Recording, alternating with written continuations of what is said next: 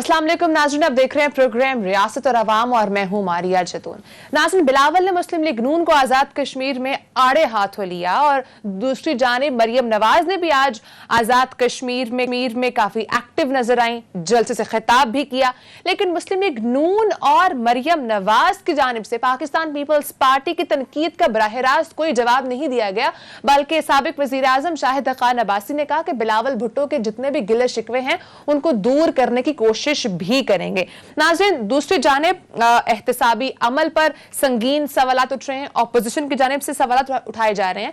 लेकिन अब तो इस्लामाबाद हाई कोर्ट ने भी ख्वाजा आसिफ के केस पर और एहसन इकबाल के केसेस के जो तहरीरी फैसले हैं उनके ऊपर नैब की कारकर्दगी पर संगीन सवालात उठाए हैं। इसके साथ साथ नाज़रीन, प्रोग्राम के आखिरी हिस्से में हम जस्टिस काजी फाइज ईसा केस के ऊपर एक्सक्लूसिव स्टोरी आपके साथ शेयर करेंगे। वो क्या स्टोरी है प्रोग्राम के एंड में आपको बताएंगे। हमारे साथ ही रहेगा नाज़रीन, मेरे साथ प्रोग्राम में मौजूद है माहिर कानून राजा आमिर अब्बास साहब और हमेशा की तरह सहाफ़ी, सियासतदान, माजरत के साथ सहाफ़ी और तज्जियाकार अदील वड़ाइच। अदील, प्रोग्राम का आगाज आपसे करूंगी। बताइएगा, एक तरफ जहां पर इस वक्त पीपल्स पार्टी बराह रास्त हमले कर रही है मुस्लिम लीग नून के ऊपर और वो ये कह रहे हैं कि जो मुस्लिम लीग नून है वो शेर की जमात उसने बनना था, वो तो चूहे की जमात बन गई है, और दूसरी तरफ नून लीग बिल्कुल खामोश है, वो कुछ बोल नहीं रहे। ऐसा क्यों है?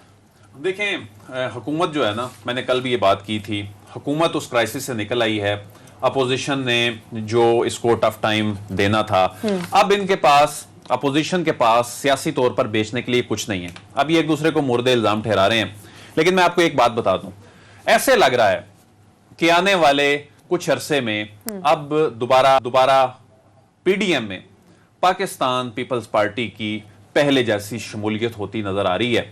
उसकी रीजन ये है कि दोनों का भी ये पता चल गया है कि अगर ये इस तरह आपस में लड़ते रहेंगे, ये आपस में एक दूसरे पर इल्जामात लगाते रहेंगे, तो हुकूमत तो मुसलसल उसका जो कॉन्फिडेंस का ग्राफ है वो ऊपर जाता जा रहा है। तो यानी अपोजिशन जमातें अब एक दूसरे पे हमले करने पड़ रहे हैं। और अब ऐसे लग रहा है कि ये जो कश्मीर वाला जो इलेक्शन है, इसके बाद मामलात जो हैं ये इनके इकट्ठे बैठने की तरफ जाएंगे।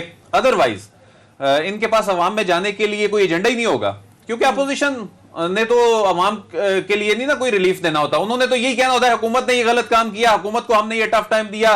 ये आपस में लड़ रहे हैं। और अब ये कश्मीर के इलेक्शन में भी ये क्या कह रहे हैं जी कि हम ये जो यानी हुकूमत, ये आपस में तीनों लड़ रहे हैं, लेकिन ये इल्जाम हुकूमत पे भी लगा रहे हैं कि जी ये सीटें, ये जो कब्जा करने की कोशिश होगी, इलेक्शन चोरी करने की कोशिश होगी। अब हुकूमत जो भी होती है तो ये रिफ्लेक्ट हो रहा होता है कश्मीर के वहां की, या गिलगित बल्तिस्तान में हो रहा होता है। आपने भी जीबी के इलेक्शन में देखा, तो ये इन्हीं की आमतौर पर सीटें होती हैं, इन्हीं का जो लोग जो हैं वो वहां पर हुकूमत बनाते हैं। लेकिन जब हार जाएं, अगर कोई 2-4 सीटें कम हो जाएं, फिर देखें जी इनकी पॉपुलैरिटी गिर रही है। ये तो इनके इलेक्शन होते हैं, इसके बावजूद ये हार रहे हैं। जीत जाएं जी इन्होंने चोरी किया है, ये इल्जाम तो लगते रहेंगे। लेकिन अब इन्हें एहसास जरूर हो रहा है कि हम अगर इसी तरह आपस में लड़ते रहे, अब मुझे ऐसे लगता है कि इस सिलेक्शन के बाद पीडीएम में पीपल्स पार्टी को वापस आना पड़ेगा, क्योंकि इसके अलावा इनके पास फिर अवाम में जाने के लिए कुछ नहीं होगा। अच्छा आमिर साहब, आप बताइएगा, इतनी डायरेक्ट हिटिंग कर रही है पाकिस्तान पीपल्स पार्टी, बिलावल भुट्टो तो इतना डायरेक्ट आ रहे हैं, लेकिन स्टिल मरियम नवाज, मुस्लिम लीग नून पूरी खामोश क्यों है? देखिए, दो बातें हैं। एक बात जैसे अदील ने अभी कही कि जी पीडीएम में इन्हें दोबारा आना पड़ेगा, लेकिन पीडीएम का स्ट्रक्चर अगर आप देखते हैं, पीडीएम कहते किसको हैं? पीडीएम कहते थे वो मौलाना फजल रहमान, वो कहाँ पे हैं? वो उनका बयानिया जो मौलाना फजल रहमान का था और पीडीएम की दूसरी बड़ी जमात यानी कि मुस्लिम लीग नून का बयानिया था, वो जो लंदन से आप सुनते आए, वो जो गुजरांवाला के जलसे में और वो जो बाद में उन्होंने कोयटा के जलसे में वो महमूद खान अचकजई, ये वो चीज़ें हैं कि पीडीएम में अगर वापस आना है। हालिया आपने सवात में देख लिया कि पीडीएम के जलसे में क्या हुआ। मौलाना ने कहा कि मैं तो शहबाज शरीफ के साथ नहीं, जब तक मरियम और उसका बयानिया दोबारा नहीं आता वो इनकारी थे। तो पीडीएम तो काफ़ी पहले ही दफन हो चुकी है। अब पीडीएम को सियासी प्लेटफॉर्म पे वो किसी किस्म की, क्योंकि वो उनकी लॉन्ग मार्च, वो अब तो मरियम बीबी से पिछले 2 दिन पहले जब पूछा गया कि जनाब कब जा रही है मौजूदा हुकूमत, तो वो पहले 31 तो फिर 30 जो तारीखें दी जाती थी और कल की बात, अब तो कहती हैं अल्लाह बेहतर जाने, जब जाएगी तो फिर नहीं और आएगी। ये कह रही है, ख्वाहिश का इजहार भी कर रही है कि 5 साल पूरे करें जब जाएगी। अब देखिए ये चीजें हैं कि आपके पास जब अवाम की बात तो पीडीएम ने की नहीं, वो जो गुर्बत की बात थी, वो जो महंगाई की बात थी, वो भूल गए। अब जो बात आ रही है बिलावल साहब, बिलावल ने जो बात की, बिलावल ने बात बड़ी समझदारी से की। उसने कहा कि जनाब कि जब आप डबल गेम खेलेंगे, दिस इज वेरी इंपॉर्टेंट। अब डबल गेम क्या है? डबल गेम है कि मियां शहबाज शरीफ साहब का बयानिया कुछ और है, मरियम बीबी और नवाज शरीफ तो अभी खामोश हैं, उनका स्टांस कुछ और है। और अभी आप देखेंगे कि अगले हफ्ते से जब इनकी मरियम बीबी के केसेस इस्लामाबाद हाई कोर्ट में चलते हैं तो उस वक्त उनकी बयानिया क्या होता है। तो PDM doesn't have any scope. और जो बात हो रही है कि जी एक दूसरे पे डायरेक्ट हिटिंग हो रही है, अब डायरेक्ट हिटिंग में जो मरियम साहिबा हैं वो कहती हैं कि बिलावल साहब जो उनसे हैं वो शायद इनके चचा शहबाज शरीफ के उस बयानिया की वजह से वो इतने नाराज हैं। तो अगर इसको ठीक करने की बात करते हैं शाहिद खाकान अब्बासी कि हम गिले दूर करेंगे, तो इट मीन्स कि वो समझते हैं कि वो दुरुस्त कह रहे हैं। और यही वो तफरीक है जो कि मुस्लिम लीग नून के अंदर मौजूद है बयानिया की, चाहे ये जानबूझ के गुड और बैड कॉप खेल रहे हैं या ये कि एक तरफ शहबाज शरीफ साहब का जो स्टांस है वो बड़ा एक वैलिड है कि जनाब वो कहते हैं मरियम बीबी तो सियासत कर रही हैं, मरियम बीबी तो टॉप पे हैं, नवाज शरीफ साहब लंदन की ठंडी हवाएं एंजॉय कर रहे हैं, उनके बच्चे वहां पे अरबों का कारोबार कर रहे हैं। कुर्बानी कौन दे रहा है?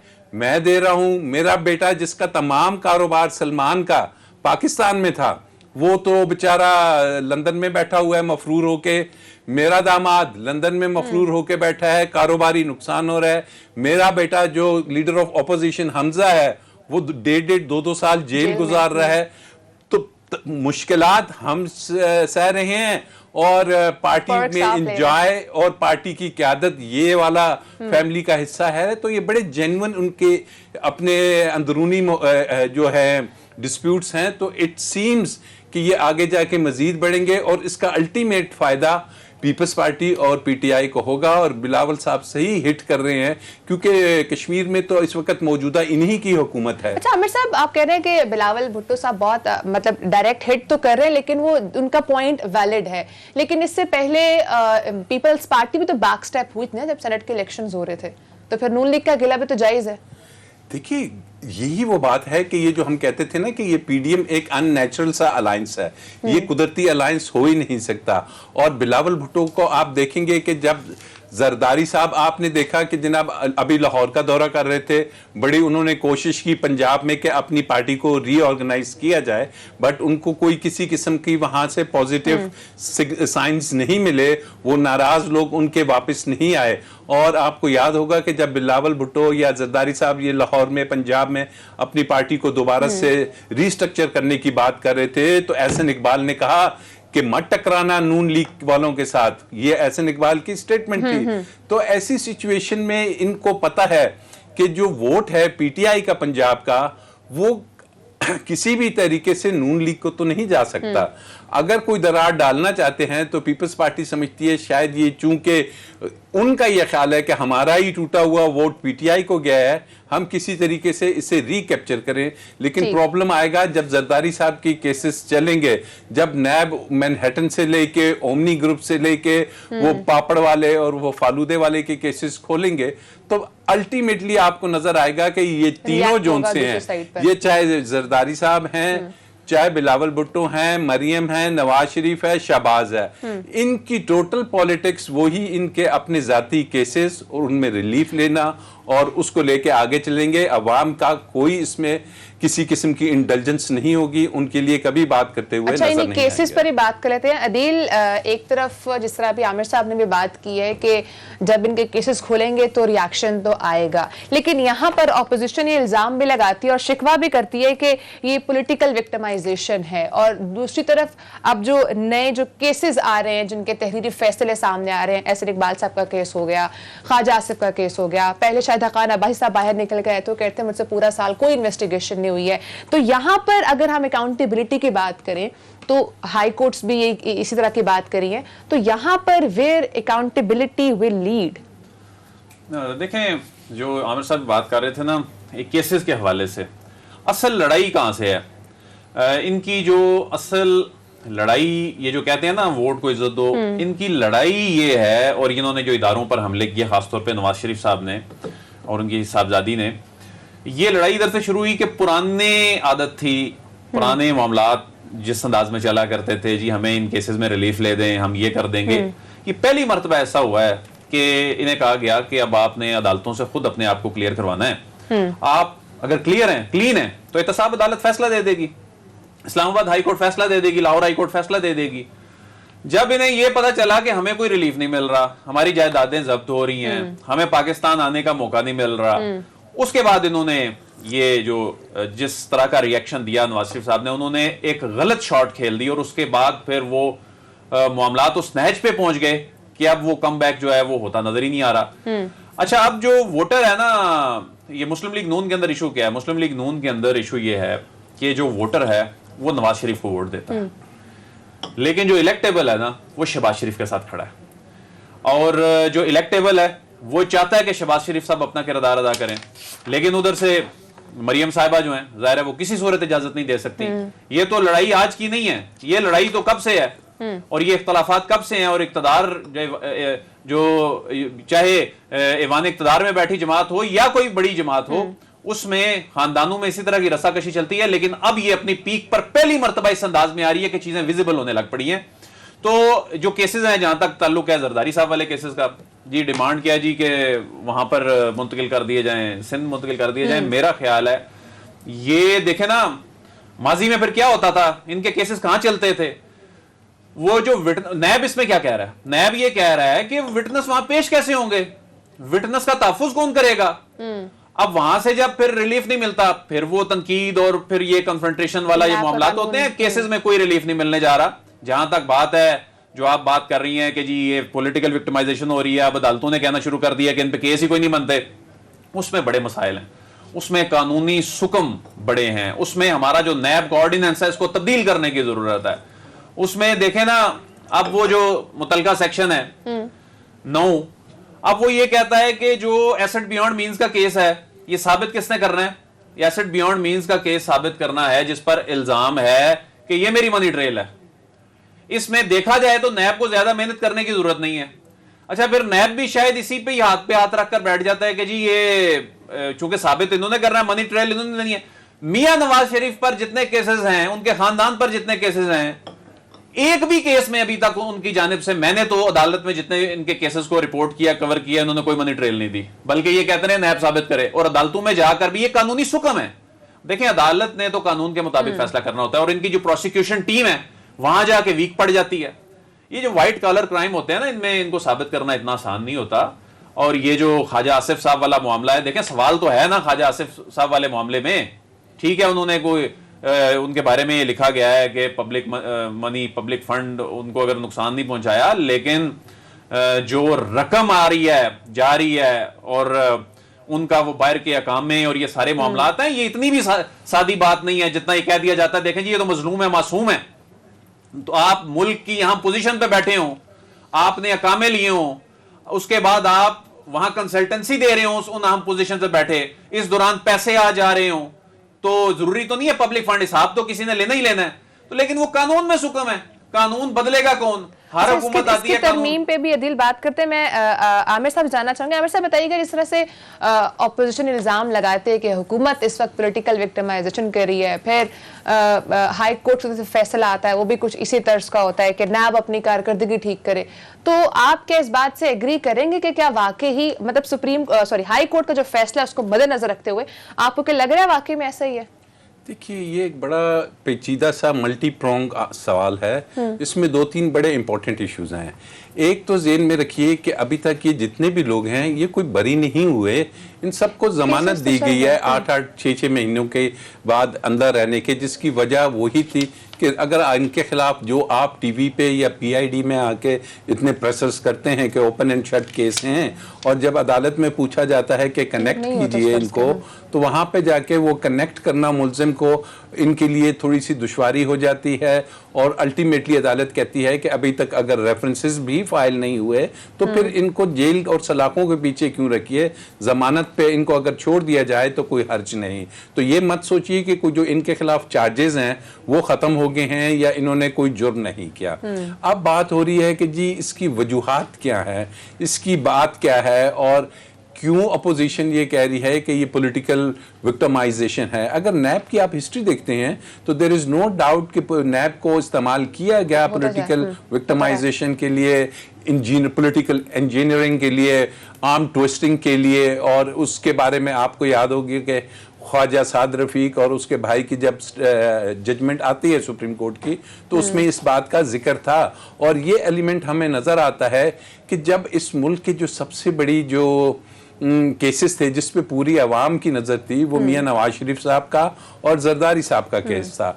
अब मियां नवाज शरीफ के केस में हालिया जो फैसला आया जिसमें उनकी ऑल्दो अपील टेक्निकली उन्होंने डिसमिस कर दी कि since you are a fugitive of law तो हम आपकी अपील नहीं सुनेंगे, लेकिन साथ ही एक इतना खूबसूरत सा दरवाज़ा उनके लिए खोल के रख दिया जो कि किसी और मुल्ज़िम के लिए नहीं होता जो कानून का भगोड़ा हो, कि जब आप चाहेंगे आप आएंगे, आप सरेंडर करेंगे और आपकी अपील को मेरिट्स पे तब सुना जाएगा। आप भले से उस वक़्त कानून के मुताबिक दरख्वास्त दे देंगे कि जनाब उस वक़्त कोविड की वजह से, इंटरनेशनल ट्रैवल बैन की वजह से, मेरी सेहत की वजह से मैं या जो भी रीजंस है मैं नहीं आ पाया, लेकिन अब चूंकि कोर्ट ने इजाज़त दी हुई है तो अब मैं आ गया हूँ। तो ऐसी सिचुएशन में क्या नैब को नहीं चाहिए था कि वो इस केस को सुप्रीम कोर्ट ले जाती, अपील करती कि जनाब आप किस तरीके से एक फ्यूजिटिव ऑफ लॉ को ये फैसिलिटी दे रहे हैं, लेकिन नैब ने अपील नहीं की।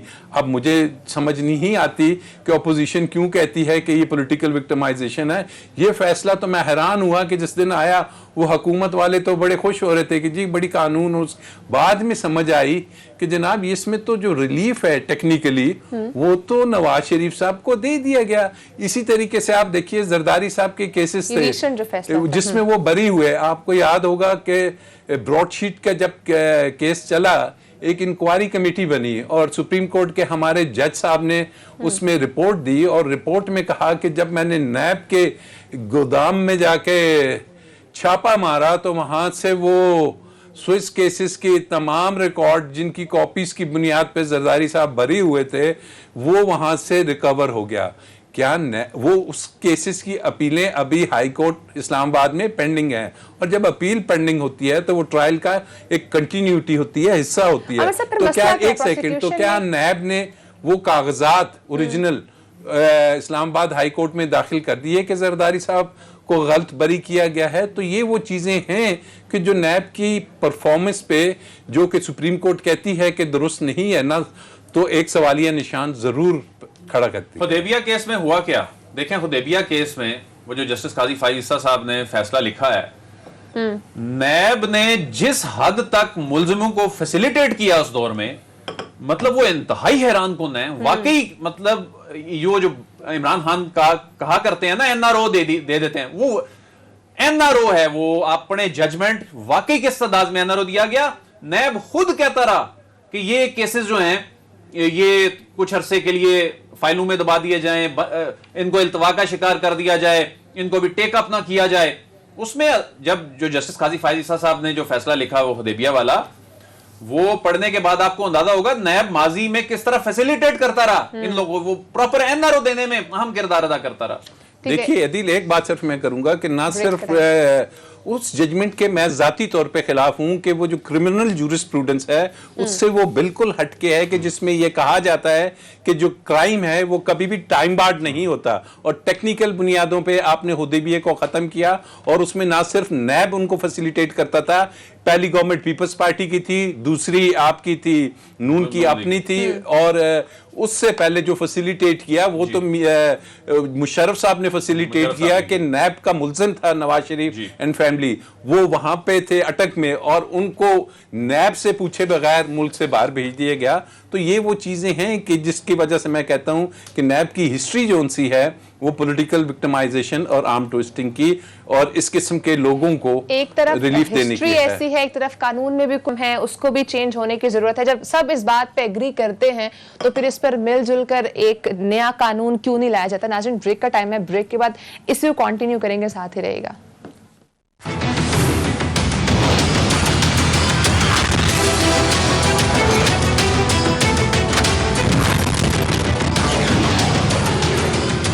Welcome back. नाज़रीन, अब यहाँ पर इशू ये है कि ये एहतसाबी अमल डिले क्यों होता है। अदील इशू लाए कहाँ पे कर रहा है, या इन्वेस्टिगेशन के प्रोसेस में मसला है, प्रोसिक्यूशन का मसला है, या केसेस के अंदर प्रॉपर एविडेंस ही नहीं है इसलिए वो आगे परस्यू नहीं हो पाते हैं। देखें, इसमें दो तीन इश्यूज ऐसे हैं जो बड़े जेन्युइन इश्यूज हैं जिसकी वजह से ये सारा मामला नैब की क्रेडिबिलिटी पे भी सवाल उठता है, जिसमें मुल्क में एहतसाब के अमल पर भी जो है सवाल उठता है। ये करते क्या रहते हैं जी, इतने महीने गुजर जाते हैं, फैसले क्यों नहीं आते।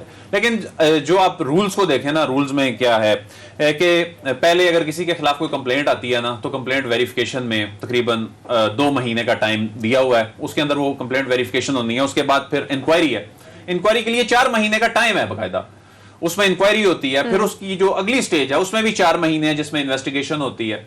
फिर उसके बाद यानी ये तकरीबन कोई 10 महीने का अरसा बन जाता है जिसमें रेफरेंस दायर करना होता है। अब ये 10 महीने का अरसा जो रूल्स में लिखा हुआ है, जो एक प्रॉपर फेयर ट्रायल और ये जो कानूनी तकाजा है इसको पूरा करना है, तो लोग पूछना शुरू कर देते हैं जी वो 10 महीने हो गए, आपने किया क्या। लेकिन वो ये नहीं देखते कि एक सिस्टम है, उस सिस्टम के तहत ये 10 महीने में रेफरेंस फाइल करने के लिए वो बोर्ड में मंजूरी और ये सारे अमल को लगते हैं। फिर उसके बाद ये जो टाइम फ्रेम है ये चूंकि बना हुआ है ऐसी पे ही हो रहा है। अब अच्छा, बर्डन की एक बर्डन का बहुत बड़ा इशू है, अदालतों पे भी बर्डन का बड़ा इशू है, नैब की अपनी जो प्रोसिक्यूशन की जो टीम है उस पर बर्डन का बड़ा इशू है। अब जो अदालतों वाला बर्डन का इशू है, अब उसमें होता क्या है, अब ये तो अब 120 अदालतों वाली बात आ गई ना, उसमें से भी 30 जो है वो ये फाल होने जा रही हैं।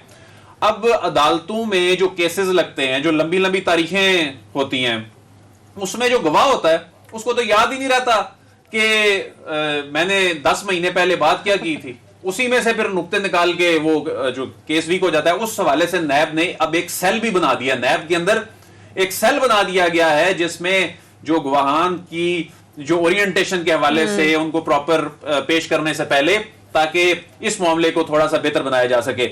तो बाकी ये जो चीजें हैं कि इनकी अपने जो वकील हैं, इनकी जो लीगल टीम है, एक जानिब वो 10-10 लाख 20-20 लाख बल्कि करोड़ वाले शायद वकील जो होते हैं वो लड़ रहे होते हैं केस, उनके मुकाबले में जो वकील केस लड़ रहा होता है जिसने रियासत से पैसे लेने होते हैं, वो पहले 75,000 रुपया हुआ करता था, अब वो मेरे ख्याल को 1.5 लाख रुपया कर दिए। ये भी मौजूदा चेयरमैन ने किया है। तो वकील का ही बड़ा फर्क होता है। फिर ये जो प्रोसिक्यूटर जनरल है, ये प्रोसिक्यूटर वो उनके सुना है वो पैकेजेस वगैरह ज्यादा होते हैं, लेकिन ये वो अच्छा, फिर कानून जो है ये कब से चला आ रहा है, इस कानून में तब्दीली होनी चाहिए। हम सुना करते थे बाबर अवान साहब जो है वो मिनिस्टर थे लॉ के पीपल्स पार्टी दौर में, जी हम एक पब्लिक ऑफिस होल्डर के लिए कानून ला रहे हैं जी, वो जी ड्राफ्ट तैयार हो गया, उन्होंने एक प्रेस कॉन्फ्रेंस की, वो नहीं बना। मुस्लिम लीग नून के दौर में पूरे 5 साल सुनते रहे जी तब्दीली करने जा रहे हैं, नहीं हुआ। अब ये 3 साल होने वाले हैं, मौजूदा हुकूमत ऑर्डिनेंस ला चुकी है, कई तब्दीलियां करने के वाले से बैठक हुई है, नहीं हुआ, और मुझे लगता है ये होना भी नहीं है। और जब तक ये कानून तब्दील नहीं होगा, ये रिफॉर्म्स नहीं होंगी, अदालतें तो बन गई हैं, लेकिन ये कानून में भी तब्दीली जो है वो लानी पड़ेगी। अच्छा आमिर साहब, मसला कहाँ पे है? जिस तरह भी अदील ने भी बात की है कि रेफरेंस दायर होते होते इतना टाइम लग जाता है, 10 महीने गुजर जाते हैं। ऑपोजिशन भी चाहती है, कहती भी है काला कानून है, इसको चेंज होना चाहिए, ऑपोजिशन खुद इस बात से एग्री करती है, सब एग्री करते हैं, फिर ये हो क्यों नहीं पाती है तरमीम इसमें? देखिए, ये मसला जो सा है ना, ये मसला कानून से ज़्यादा नैब का जो स्ट्रक्चर है ना, नैब का जो चेयरमैन है, नैब के चेयरमैन की जो अपॉइंटमेंट है, नैब के अंदर जो पॉलिटिकल अपॉइंटमेंट्स हो चुकी हैं, नैब जिस अंदाज में प्रोसिक्यूटर्स और इन्वेस्टिगेटर्स पिछले अदवार में रखे गए, वो तमाम के तमाम एक किसी कंसिडरेशन पे मेजॉरिटी उनकी इंडक्ट की गई थी। वही टीमें, वही लोग अभी तक काम कर रहे हैं। तो जो असल चीज़ है कि इस कानून की इम्प्लीमेंटेशन कैसे हो रही है। अब चेयरमैन नैब का जो ओहदा है बड़ा मजबूत ओहदा है। अब चेयरमैन नैब को अपॉइंट कौन करता है? इस वक्त जो नैब के दो बड़े मुल्जिम हैं, एक है शाहिद खान अब्बासी और दूसरा है खुर्शीद शाह, जो जेल के अंदर हैं नैब के ही केसेस में। अब इन दोनों ने मिलकर अपॉइंट किया चेयरमैन नैब को। अब चेयरमैन नैब को अपॉइंट करने की कोई कंसिडरेशन तो होगी, चले अपॉइंट कर दिया। जब इन्होंने अपॉइंट किया 2017 में, अब आ गया 2021, अब अक्टूबर में चेयरमैन नैब जा रहे हैं, फारिग हो रहे हैं, और ना एक्सटेंशन हो सकती है ना उनको दोबारा रखा जा सकता है। अब सितम ज़रीफ़ी ये देखिए कि चेयरमैन नैब को जो कानून कहता है, इस नैब के जो बड़े मुल्जिम हैं जिसका नाम है मियां शहबाज शरीफ, जो कि इस वक्त जमानत पे है, उसने मिल के अपॉइंट करना है। अब एक तरफ करोड़ों अरबों के गबन के केसेस में, करप्शन के केसेस में शहबाज शरीफ साहब जमानत में हैं, दूसरी तरफ वो कानून इख्तियार दे रहा है शहबाज शरीफ को कि जनाब आप चेयरमैन नैब ले आओ। वो चेयरमैन नैब को ऐसा लाएगा कि मुझे टांग दे, वो तो ऐसा ही चेयरमैन नैब लाएगा कि जो तमाम फाइलों को उठा के फिर किसी गोदाम में डाल दे। तो अब मौजूदा हुकूमत के पास बातें करने के अलावा एक बड़ा इंपॉर्टेंट काम ये है कि आपके पास नैब के कानून को रिफॉर्म लाने के लिए या चेंज करने के लिए कोई 2/3 मेजॉरिटी की जरूरत नहीं है।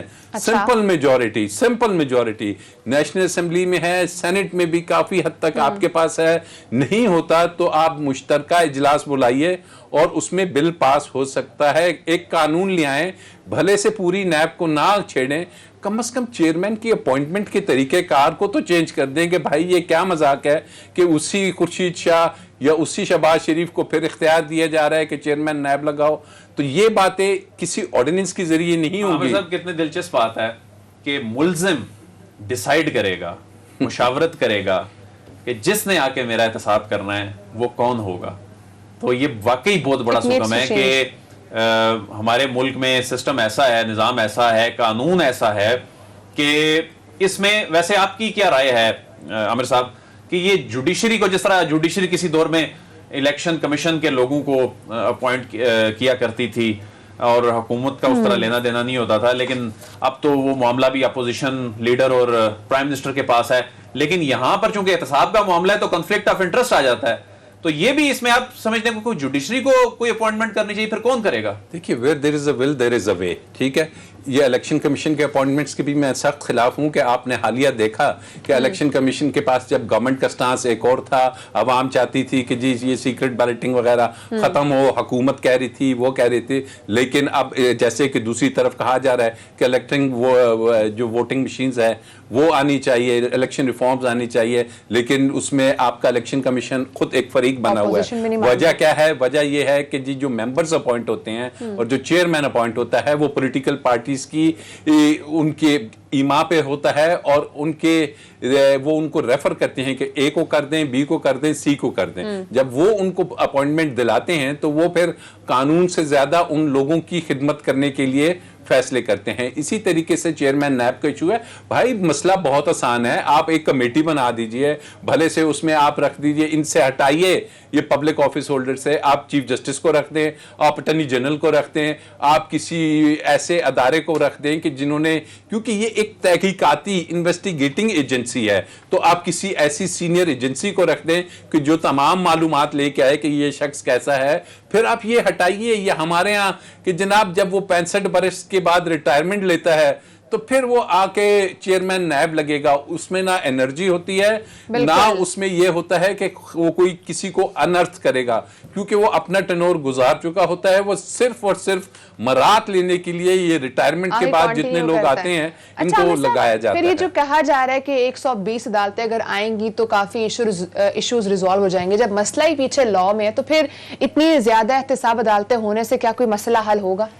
देखिए, एहतसाब अदालतें कहाँ से आएंगी? 120 आ ही नहीं सकती, आपके पास बजट ही नहीं है, आपकी लॉ मिनिस्ट्री के पास ये फैसिलिटी, खाली आपने लाके एक जज नहीं बिठाना होता है, आपने लाके एक जज का पूरा एक स्ट्रक्चर होता है, 10 आदमी उसके साथ होते हैं, उसका ऑफिस होता है, उसकी गाड़ियां होती हैं, उसका ड्राइवर होता है, तो एक की बजाय ये आपको 50 आदमियों का एक कोर्ट पे अपॉइंटमेंट्स करनी पड़ेंगी। It is not that easy. और मसला है कि दोबारा अगर रिफॉर्म्स लानी है तो रिफॉर्म्स, जैसे कि मैंने कहा कि आप अगर अपोजिशन तो नहीं चाहेगी, कब अपोजिशन चाहेगी कि नैब के कानून को बेहतर किया जाए और नैब के कानून को सख्त किया जाए? कौन सी अपोजिशन? अपोजिशन आपकी यही जो मैंने नाम गिनवाए, आपको लीडर ऑफ द अपोजिशन है, शाहिद खाकान अब्बासी है, खुर्शीद शाह है, और उसके बाद इनकी सेकंड टियर की जितनी लीडरशिप है, ख्वाजा आसिफ साद, इवन गवर्नमेंट साइड पे भी जो उनके मिनिस्टर्स हैं उनके खिलाफ केसेस हैं, तो दे वुड नेवर वांट। तो इसका बेहतरीन हल यही है कि आप एक्ट लेके आएं और असेंबली में नंबर गेम्स आपकी अब काफी मजबूत है। एक चेयरमैन सेनेट के लिए तो आप लोग इतनी कोशिशें कर लेते हैं कि इधर से भी वोट ले आओ, इधर से भी वोट लाओ, और जो मुल्क के लिए सबसे जरूरी चीज है करप्शन को उखाड़ के फेंकने के लिए, उसके लिए आप में आखिरी दिन पता चलेगा कि जी वो एक लॉ मिनिस्ट्री की तरफ से आ गया कि जी ऑर्डिनेंस निकाल दिया। ये ऑर्डिनेंस से काम नहीं होने। Table the bill now, you have 2 months 3 months और इसको हल कीजिए। ठीक है, बहुत शुक्रिया आमिर साहब टाइम देना। आज ब्रेक का टाइम है, ब्रेक के बाद हम आपके साथ जस्टिस काजी फाइज ईसा पर एक्सक्लूसिव स्टोरी शेयर करेंगे, साथ ही रहेगा।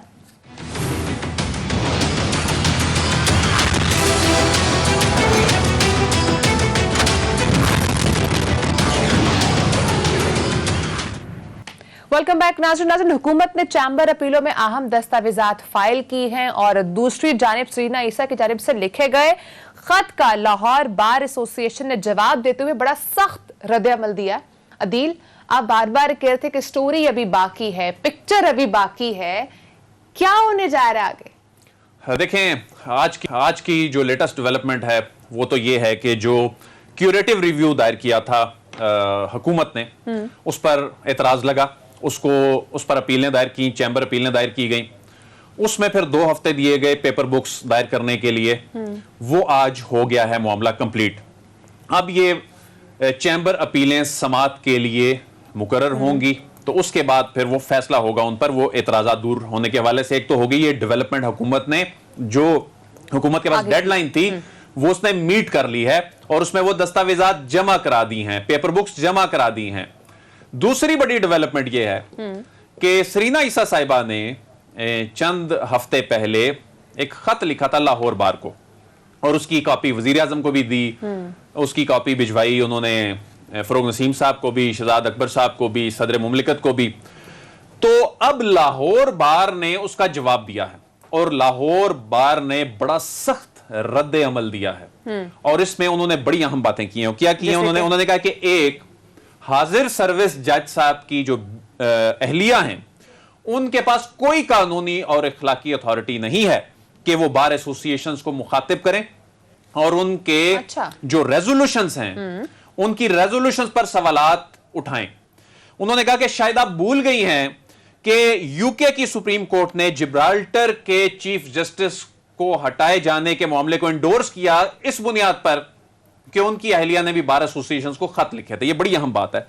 और उसमें कहा कि 2012 में पाकिस्तान की अदालत करार दे चुकी है कि जो अवामी ओहदेदार होते हैं और जो जज साहिबान होते हैं उनके अहले खाना को अपनी प्राइवेट और जो पब्लिक डीलिंग्स हैं उसमें एहतियात, बहुत ज्यादा एहतियात बरतनी चाहिए। और ये जो आपने खत लिखा है और जो दीगर खतूत आपने लिखे हैं, ऐसा लगता है कि आपने एहतियात नहीं बरती और ये मामला रेफरेंस की सूरत में भी ये कन्वर्ट हो सकता है, आपने इस कंडक्ट का मुजाहरा किया है। फिर उन्होंने कहा कि आपके खत में हकायक को ट्विस्ट किया गया है। फिर उसमें कहा गया कि लंदन जायदादें ये आपके और आपके बच्चों के नाम है, आपने इनसे इनकार नहीं किया, और जो अदालत का फैसला है उससे ये चीज वाज़ेह है कि आपने कहा था कि जो रेफरेंस है सदर का वो प्रीमेच्योर है, ये मामला एफबीआर में जाना चाहिए, और रिव्यू में आपने जाकर यूटर्न ले लिया, अपना मौकफ तब्दील कर लिया। तो ये कैसे हो सकता है कि एक जज साहब या उनकी अहलिया जो है वो अपना मौकफ जो है वो तब्दील कर लें। फिर उन्होंने कहा कि आप कह रही हैं कि मैंने मनी ट्रेल दे दी, इमरान खान साहब ने मनी ट्रेल नहीं दी। तो लाहौर बार ने कहा है कि आपने 10 करोड़ रुपए आप पर ये सामने चीज आई कि आपने इनकम अपनी डिक्लेयर नहीं की, 3.5 करोड़ का जो टैक्स है आप पर वाजिबुल अदा करार दिया गया। तो इससे तो लगता है कि आपने अपनी जो जायदादें हैं उनकी ट्रेल से मुतमिन नहीं किया। और इमरान खान साहब से मुतल्लिक उन्होंने कहा कि इमरान खान का यूं तो लेना देना नहीं है लाहौर बार का, लेकिन जो इमरान खान का चूंकि आपने जिक्र कर दिया है तो उन्होंने हनीफ अब्बासी केस का फैसला पढ़ लें, शायद आपने पढ़ा नहीं है, उसमें यह लिखा है कि इमरान खान ने अपनी मनी ट्रेल दे दी। इमरान खान ने से जो सवालात पूछे गए थे उन्होंने जस्टिफाई कर दिया। एक और बड़ी अहम बात की है लाहौर बार ने, उन्होंने कहा कि इमरान खान के साथ आप अपना कंपैरिजन कर रहे हैं। इमरान खान तो बैरून मुल्क से रकम यहां लेकर आए, आप यहां से बैरून मुल्क रकम लेकर गई, तो इसलिए ये कंपैरिजन जो है वो बनता ही नहीं है।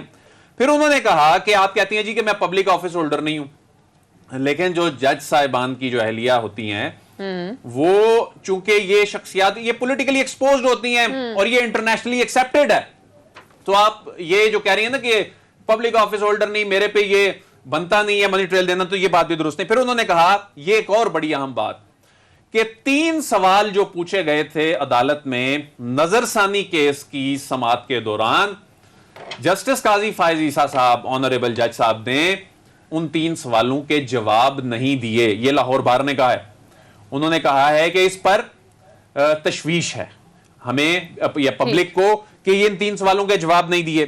तो फिर उन्होंने कहा कि आपने ये कहा है कि जी बार एसोसिएशन को पैसा लगाया गया है, आपने ये कहा है कि जी इनको या मुबैना तौर पर इन पर इन्फ्लुएंस करने की कोशिश की गई है इनको रकम देके। तो बार एसोसिएशन के अपने रूल्स हैं, इन्हें खरीदा नहीं जा सकता। हमारा अपना नुक्ता नजर है जो 29/5/2021 को करारदाद दी गई है, उसके मुताबिक जज साहिबान एहतसाब से बालातर नहीं है, जज साहिबान का एहतसाब होना चाहिए। ये लाहौर बार का बहुत बड़ा मौकफ, बड़ा रद्द अमल उनके खत के जवाब में सामने आया है और आने वाले दिनों में मुझे ऐसा लगता है कि इसके कानूनी असरात भी होंगे। बाकी है नाज़रीन, टाइम खत्म, आपसे कल मुलाकात होगी, अपना ख्याल रखिएगा, अल्लाह हाफिज़।